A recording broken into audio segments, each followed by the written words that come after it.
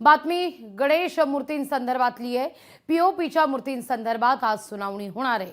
गणेशोत्सवाकरता पीओपीच्या मूर्तींसंदर्भात काय निर्णय देणार याकडे आता सगळ्यांचाच लक्ष लागलेलं आहे।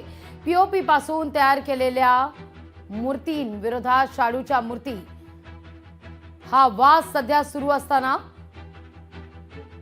विशिष्ट परिस्थितीत पीओपीला परवानगी देणं शक्य असल्याचा दावा राज्य सरकारनं सोमवारी उच्च न्यायालयात केलेला आहे। दरम्यान कोर्ट आज काय निर्णय देणार याकडे सगळ्यांचंच लक्ष आहे।